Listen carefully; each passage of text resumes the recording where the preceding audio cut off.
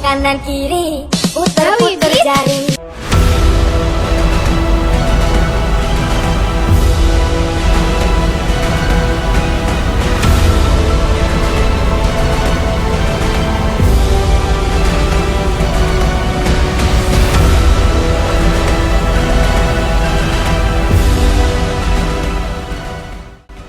Aplikasi hiburan TikTok menjadi platform baru yang popular bukan sahaja kepada remaja dan dewasa, malah juga kegilaan kanak-kanak masa kini. Dikatakan mampu menzahirkan aspirasi, bakat dan kreativiti melalui video disediakan. TikTok juga boleh membawa kesan negatif, terutama golongan kanak-kanak yang masih belum berfikiran matang.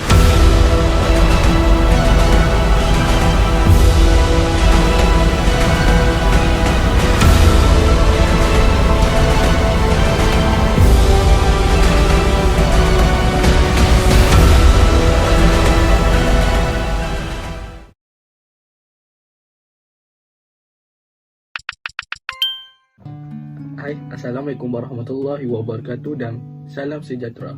Nama saya Muhammad Firda bin Zulkifli. Nombor metrik saya 10 DIB 18F2056. Saya akan menceritakan tentang pendahuluan kegilaan permainan TikTok dalam kalangan masyarakat Malaysia. Zaman yang moden ini, banyak sekali aplikasi atau platform-platform yang berkemunculan. Aplikasi-aplikasi ini juga dapat membuat ramai orang menjadi artis di dunia maya. Bahkan dalam waktu sekejap, seseorang dapat memiliki pengikut yang ramai dalam media sosial mereka. Salah satu aplikasi yang sedang viral ini ialah aplikasi TikTok. Pada awalnya, TikTok menggunakan bahasa Mandarin, namun sekarang sudah tersedia dalam bahasa Inggeris. Aplikasi TikTok ini juga membolehkan pengguna membuat video pendek mengenai diri mereka dan sering menampilkan muzik di latar belakang. Video TikTok ini juga dapat dipercepatkan atau diperlahankan atau dieditkan sebelum dikongsikan di dalam media sosial. Mereka juga dapat menambahkan suara mereka sendiri di atas muzik latar belakang untuk menampak video itu lebih menarik. Untuk membuat video muzik dengan aplikasi TikTok ini, pengguna perlulah memilih muzik latar dari berbagai jenis-jenis muzik dan mengedit video itu dalam 15 saat dengan penyelesaian kelajuan sebelum memuat naik di aplikasi TikTok ataupun platform-platform media sosial. Mereka juga dapat memfilmkan video-video pendek untuk lagu-lagu popular pada zaman kini. Kandungan yang dihasilkan oleh kecerdasan pembuatan AI TikTok bergantung pada kandungan yang disukai, berinteraksi atau dicari oleh pengguna. Pengguna juga boleh memilih atau menambahkan video-video yang menarik di kegemaran mereka atau memilih tidak berminat pada video mereka itu. Okey, TikTok juga menggambarkan kandungan yang diminati pengguna untuk menyediakan berbagai video yang diminati oleh masyarakat. Aplikasi TikTok juga sebenarnya turut mengandungi video-video yang berfaedah seperti masakan, pembelajaran dan sebagainya.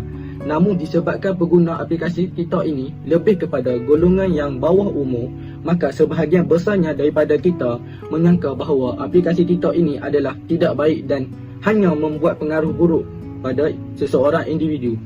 Walau bagaimanapun, semua ini bergantung kepada individu itu sendiri. Bagaimana aplikasi TikTok ini mampu memberi inspirasi dan kebaikan atau keburukan kepada pengguna itu sendiri. Saya akan menceritakan tentang penyampaian penghasilan projek kami, iaitu melalui 3 kaedah: lokasi, peralatan dan durasi. Bagi lokasi, kami sepenuh masa melakukan projek kami di rumah sahaja disebabkan pada masa kini wabak penyakit pandemik COVID-19 yang semakin meningkat dan menyebabkan lockdown, dan kami tidak dapat keluar ke rumah untuk menghasilkan projek kami. Bagi peralatan pula, kami sepenuhnya menggunakan komputer riba ataupun telefon bimbit. Dan durasi untuk penyampaian video kami mengambil masa selama 1 minggu untuk menyiapkan semua projek-projek kami. Okey, sekian, terima kasih. Itu saja daripada saya. Assalamualaikum warahmatullahi wabarakatuh. Saya Muhammad Kuzari bin Muhammad Tarmizi. Nombor metrik 10 DIB 18F2062. Okey, saya akan berceritakan tentang pengalaman yang kami dapat daripada membuat uji kaji aplikasi TikTok ni. Okey, yang pertama, pengalaman yang kita boleh peroleh ialah kesan negatif. Kesan negatif banyak kesan negatif. Contohnya budak-budak muda yang tidak pandai menggunakan aplikasi tersebut membuat benda-benda yang salah daripada sisi Islam. Okey, terdapat positif pula. Positif macam banyak benda yang kita boleh pelajari. Contohnya ada ustazah yang menggunakan aplikasi TikTok ini memberi nasihat-nasihat yang positif. Tak semua yang kita boleh perolehi negatif saja. Okey, banyak benda yang boleh dipelajari. Contoh yang kita boleh pelajari, contohnya ada juga cikgu yang menggunakan TikTok sebagai medium untuk diorang mengajar. Ada guru matematik, ada guru sains, banyak yang memberi ilmu daripada situ. Okey, ada setengah daripada mereka yang membuat aplikasi TikTok ini sebagai satu platform untuk menambah income dan ilmu pengetahuan. Contohnya orang yang membuat sektor sebagai meniaga dekat situ, dan macam kita kalau tak faham apa, kita boleh macam berguru dengan orang yang pandai dekat TikTok ni. Ada cikgu-cikgu yang kita boleh tambah ilmu pengetahuan, dan kita boleh mengikut sesuatu yang baru, mengikut peredaran zaman. Contohnya kita belajar sesuatu yang baru. Contohnya banyak dekat TikTok mengajar trik-trik untuk contohnya kita tak tahu pasal komputer, pasal handphone, banyak yang diorang boleh pelajari. Okey, kesimpulan daripada pengalaman yang kami dapat ni, tak semua kita boleh simpulkan sebagai TikTok ni medium yang negatif.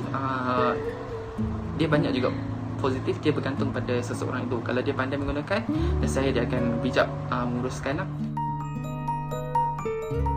Assalamualaikum dan salam sejahtera. Nama saya Nur Sahawati binti Meisa dan nama matrik saya 10 DIB 18F 2010. Hari ini saya akan menceritakan sedikit cabaran yang saya perolehi, yang saya hadapi di mana semasa saya menghasilkan satu video di mana video tersebut telah pun dihantar kepada pensyarah saya.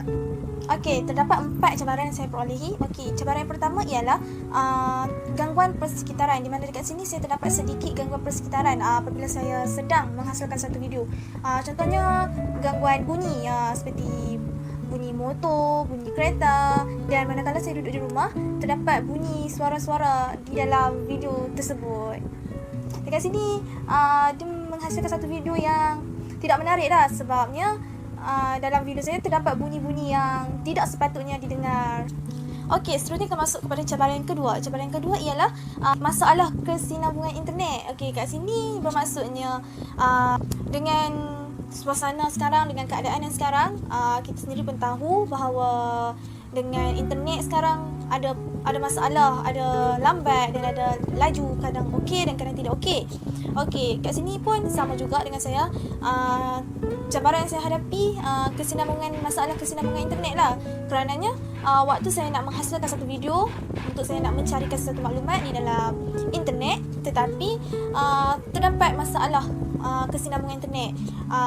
Line internet menjadi lambat, menjadi lembab dan sebagainya. Dekat sini menjadi agak sukarlah untuk saya untuk nak mencari sesuatu maklumat, mencari sesuatu isu di dalam internet, dan ini menyebabkan jika internet menjadi masalah, so dekat sini saya jadi macam agak sukarlah untuk nak mencari sesuatu di dalam internet, untuk nak menghasilkan satu video, untuk nak menyiapkan tugasan yang telah diberi oleh pensyarah saya.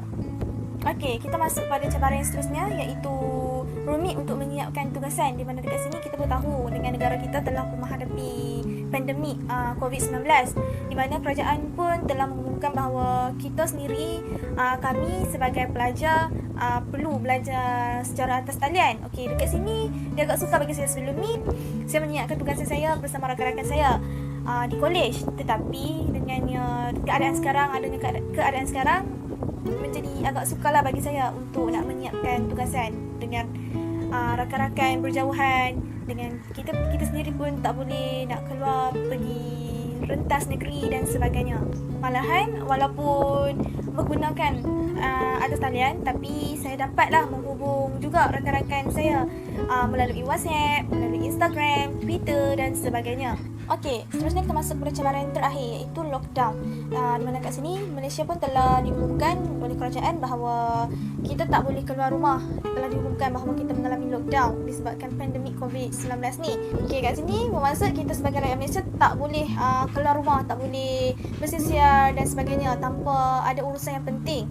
Dan kita sebagai rakyat Malaysia perlulah patuh dan ikut undang-undang yang telah ditetapkan oleh kerajaan Malaysia. Disebabkan lockdown ni saya tak dapatlah nak menghasilkan satu video yang cantik, video yang menarik dan sebagainya, kerana saya sendiri, kita rakyat Malaysia sendiri pun tak boleh nak keluar dan sebagainya. Malahan kita pun tahu bahawa dengan wujudnya pandemik COVID-19 ni, virus tersebut pun membahayakan diri seseorang dan ini juga boleh membawa kematian dan sebagainya.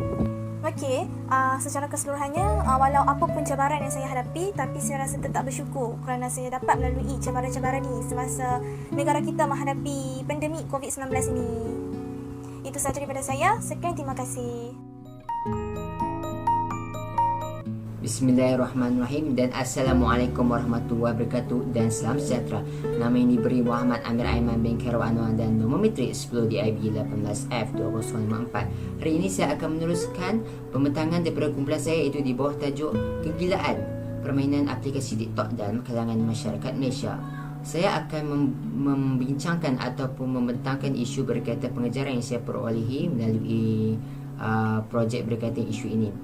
Saya bukan hanya memfokuskan pengejaran yang saya dapat melalui isu ini, namun saya akan menceritakan pengejaran yang saya dapat melalui penghasilan projek ini bersama-sama dengan rakan-rakan saya. Justru antara pengejaran yang saya perolehi berkaitan isu ini ialah sesiapa individu ataupun mana-mana individulah yang bermain aplikasi TikTok ini, sama ada yang memaknai aplikasi video TikTok ataupun yang hanya menonton video-video TikTok. Mereka seperti itu haruslah jangan mengikut ataupun terpengaruh dengan budaya-budaya barat ataupun terpengaruh dengan trend-trend terkini yang salah di sisi agama, seperti sehingga kan mereka sanggup melakukan contohnya seperti challenge-challenge dilakukan sehingga tidak mendatangkan apa-apa faedah, malah memalukan diri sendiri, memalukan agama. Kerana kita ini bukanlah seperti mereka, iaitu di budaya barat yang tidak mempunyai agama. Mereka tak mengikut ajaran mereka. Kita ni rakyat Malaysia kebanyakannya beragama Islam. Justru yang bermain kebanyakannya orang Islam. Orang Islam itu sendiri perlu ada batas dalam melakukan sesuatu. Justru perkara-perkara yang mereka buat ini dan mereka terpengaruh dengan budaya barat ialah salah di sisi agama. Mereka perlu elakkan daripada melakukan perkara-perkara itu. Justru saya rasa perkara-perkara ini tidak perlu diikut. Walaupun ia menjadi trend atau menjadi viral, justru kita perlu kaji dulu sama perkara itu perlu atau tidak. Sebagai contoh, contohnya menari sehingga menjaga aurat, menaikkan syahwat laki ataupun perempuan yang melihatnya. Justru mereka perlulah hindarkan diri daripada terpengaruh dengan budaya-budaya barat. Tidak hanya budaya-budaya barat, dan jangan mudah terpengaruh dengan apa-apa perkara yang menjadi viral atau trending. Sekiranya ia bermanfaat untuk semua orang, ia boleh diikut. Sekiranya ia tidak bermanfaat dan malah ia mendatangkan keburukan kepada kita, justru kita perlu elakkan. Okey, selain itu, pengejaran yang saya dapat melalui isu ini ialah kebanyakan orang yang bermain aplikasi TikTok ini banyak menghabiskan masa lapang dan menghabiskan masa lapang dengan perkara-perkara yang tidak bagus ataupun kita panggil membazir masa. Mereka ini membazir masa dengan melakukan perkara-perkara yang tidak berfaedah, sehingga mereka lalai dan leka dalam melakukan suruhan agama, sehingga mereka sanggup meninggalkan seluruh agama seperti tidak solat, sehingga 24 jam mereka hanya menonton ataupun memaknai video mereka, buat challenge atau buat perkara-perkara viral yang mereka rasakan ia bagus kerana mereka ingin meraih populariti kan. Sekiranya mereka mengupload video itu dan mereka sehingga tidak solat, sehingga tidak melakukan apa-apa tuntunan agama. Justru pengajaran yang saya berikan ini ia sangat penting kerana kebanyakan individu yang bermain aplikasi TikTok ini, walaupun ada segelintir, namun kebanyakannya sanggup menghabiskan masa dengan melakukan perkara-perkara SB itu sampai mereka tidak mampu melakukan perkara-perkara faedah seperti menolong ibu bapa mereka ataupun membaca buku, membuat perkara-perkara faedah. Justru perkara ini perlu dielakkan agar kita boleh bermain aplikasi TikTok ini, namun kita perlu melimitkan penggunaan kita. Janganlah sehinggakan 24 jam kita main. Jika kita dah masuk waktu solat ataupun dah waktu untuk kita melakukan perkara-perkara yang faedah, kita perlu tinggalkan aplikasi ini sebentar, kita melakukan ibadah kepada Allah. Kerana hidup ini bukan hanya untuk bermain-main bukan hanya untuk melakukan perkara tidak faedah, kerana hidup ini hanya sementara. Justru kita perlu membanyakkan amal ibadat kepada Allah. Kita boleh main tetapi perlu kurangkan. Itulah pengajaran yang kedua yang saya dapat. Di samping itu, pengajaran ketiga yang saya perolehi melalui isu ini ialah peranan ibu bapa terutamanya. Ibu bapa memainkan peranan penting dalam menangani hal ini. Hal ini kerana kebanyakan individu yang bermain aplikasi TikTok merupakan dari golongan di bawah umur atau golongan yang masih bersekolah dan masih remaja. Ibu bapa boleh mainkan peranan mereka dengan cara mengawasi tingkah laku anak mereka, terutamanya di laman media sosial dan terutamanya lagi di aplikasi menjadi viral dan trending, iaitu aplikasi TikTok. Saya pasti kebanyakan anak muda zaman sekarang mesti mempunyai akaun aplikasi TikTok kerana kebanyakannya memang dah mempunyai aplikasi TikTok kerana aplikasi ini menjadi trending, menjadi kegilaan remaja pada masa kini. Justru ibu bapa perlu mengawasi anak mereka dengan cara memberi nasihat, memberi teguran dan memberi amaran kepada anak mereka agar anak mereka tidak terjebak dalam melakukan aktiviti-aktiviti tidak moral, itu mengupload, memuat naik video-video yang tidak berfaedah. Dan ibu bapa perlu menasihati anak mereka supaya tidak terobses, tidak terlalu terleka dengan memain aplikasi TikTok ini, sehingga mereka tidak ada masa untuk membuat perkara-perkara berfaedah seperti membaca buku, menunaikan ibadah solat ataupun sebagainya. Justru dengan cara mereka beri nasihat, anak mereka itu mampu sedar dan tidak terjebak dalam kategori gila dengan aplikasi ini. Dan mereka mungkin diberi amaran oleh ibu bapa mereka dengan cara agar mereka ini boleh menonton atau boleh bermain aplikasi TikTok ini, tapi perlulah ada masanya, bukan 24 jam. Dan jika anak mereka itu ingkar, ibu bapa perlu memarahi anak mereka agar tidak melakukan hal ini. Hal ini kerana ibu bapa ni, kalau mereka mendidik anak mereka dengan sebaik-baiknya, anak mereka itu mungkin tidak akan mengikuti perkara-perkara ini. Justru ibu bapa perlu mainkan peranan penting kerana institusi keluarga itu terletak kepada ibu bapa. Jika ibu bapa memainkan peranan yang sangat penting, saya pasti kebanyakan anak muda zaman sekarang tidak akan rosak akhlaknya kerana mempunyai ibu bapa yang sangat bertanggungjawab, sangat mengambil berat dan sangat prihatin terhadap kehidupan anaknya ataupun kegiatan anaknya setiap hari. Hal ini bukan untuk mengkong anaknya, tapi untuk mendidik ataupun membimbing anaknya ke arah kebaikan agar tidak terpesong atau tidak terjebak dengan perkara yang negatif. Okey, akhir sekali saya akan menerangkan pengajaran yang saya dapat bukan sahaja melalui isu ini, tapi pengajaran yang saya dapat setelah kami selesai melakukan projek di bawah isu ini, dan pengalaman yang saya dapat dan saya tidak akan lupa sebila ialah pengalaman apabila bekerja bersama rakan-rakan saya, walaupun kami berjauhan. Hal ini kita tahu kerana kebanyakan ataupun zaman sekarang ni pandemik COVID-19 telah membuat hidup kita bertukar 100% kerana kami tidak lagi boleh pulang ke politeknik. Justru kami kalau nak berbincang ni tajuk ini, kami hanya melalui aplikasi WhatsApp ataupun kami bervideo call agar kami punya hubungan tidak terlepas. Dan saya amat berterima kasih kepada ahli kumpulan saya kerana walaupun kita mempunyai halangan atau kekangan sebab tak boleh jumpa berhadapan, namun mereka serta berbincang, kami berbincang dan saya memberikan tugasan kepada mereka apa yang patut, apa yang tak patut, dan mereka mengikuti semua arahan ini tanpa membantah. Dan bagi saya, semua ahli kumpulan saya menjalankan tugas yang betul dan mereka tahu yang mana perlu dan mana tak perlu, dan mereka akan bertanyakan soalan sekiranya mereka muskil tentang sesuatu perkara. Dan saya rasa itulah pengajaran yang saya dapat dan saya tidak akan dapat lupakan. Dan saya pasti kerjasama dan setiap melakukan setiap pekerjaan atau setiap tugasan itu amat penting. Jikalau kita tak bekerjasama antara sama lain dan asyik salah menyalahi, asyik tidak bersependapat, justru hasil kerja kita tidak akan memuaskan.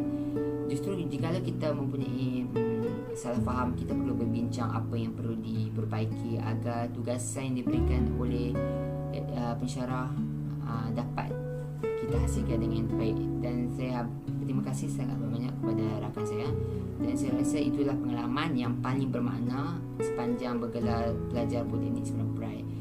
Dan kesimpulan keseluruhan yang saya dapat dari tajuk yang saya bentangkan tadi ialah aplikasi TikTok ini perlu boleh dimainkan, bolehlah kita bermain, tapi kita perlu ada hadnya.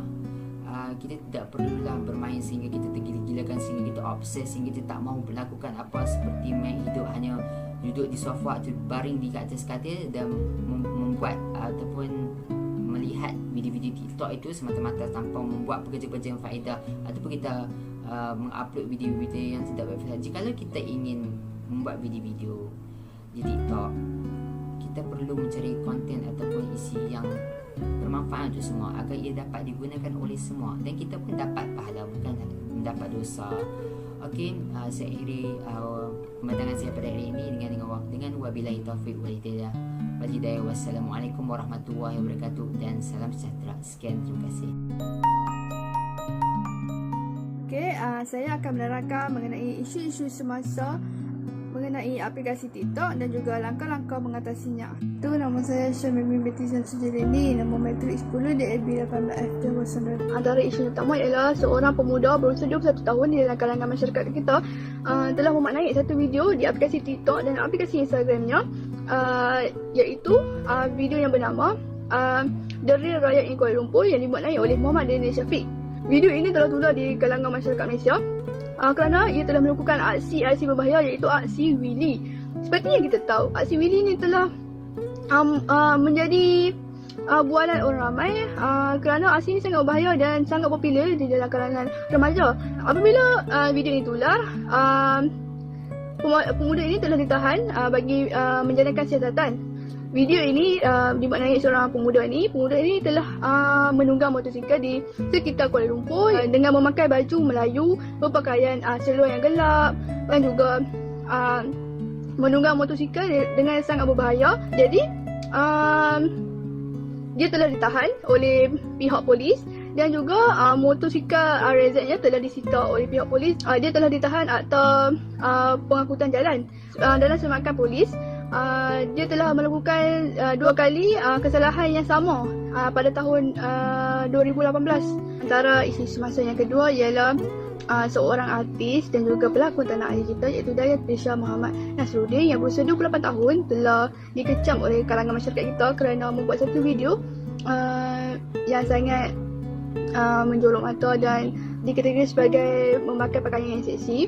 Okey, jadi beliau telah berjoget dan memakai t-shirt yang menampakkan dada dan juga dikecam oleh seluruh kalangan masyarakat kita. Video ini juga telah meraih tontonan sebanyak 2.1 juta. Jadi beliau menyifatkan video itu tidak terlalu seksi bagi beliau dan juga hanya sekadar hiburan dan juga untuk mengikuti challenge-challenge yang berada di aplikasi TikTok tersebut. Dan beliau berkata video ini telah disalahfaham oleh beberapa kalangan masyarakat kita. Okay, antara isu-isu semasa yang ketiga ialah isu seorang kontijen polis wanita telah memaknai satu video di aplikasi TikToknya dengan mengikuti trend Pump It Challenge. Pump It Challenge ni video ini memakai baju uniform rasmi dengan menari, dan wanita ini telah dikenakan tindakan tertib kerana menjejaskan imej, dan juga wanita ini telah dikecam dan telah ditular kerana dia jejaskan imej polis. Jadi perkara ini tidak patut berlaku kerana telah melanggar kod etika PDRM. Yang antara cara dan langkah mengatasi, yang pertama ialah kita perlu limitkan kita punya penggunaan aplikasi TikTok ni. Jika kita limitkan penggunaan TikTok ni, kita boleh terhindar dari tertaksub untuk melakukan video-video agar video-video yang trending yang tidak baik. So kita boleh limitkan penggunaan ini dan tidak melakukan perkara yang tidak baik. Yang kedua ialah jika kita tidak suka dengan perkara yang tidak elok, kita juga boleh tekan di aplikasi TikTok, boleh menekan tentang kita tidak suka meminati tentang video itu. Jadi aplikasi TikTok itu tidak akan muncul perkara-perkara yang tidak baik. Yang ketiga, kita boleh mengikuti kelas-kelas agama yang sekarang ni banyak ustaz-ustazah melakukan aktiviti-aktiviti yang banyak di laman sosial. Contohnya mengadakan siaran langsung di Facebook, Instagram, aplikasi TikTok. Jadi kita boleh luaskan ilmu kita dengan mengikuti kelas-kelas tersebut seperti ceramah, motivasi dan selainnya.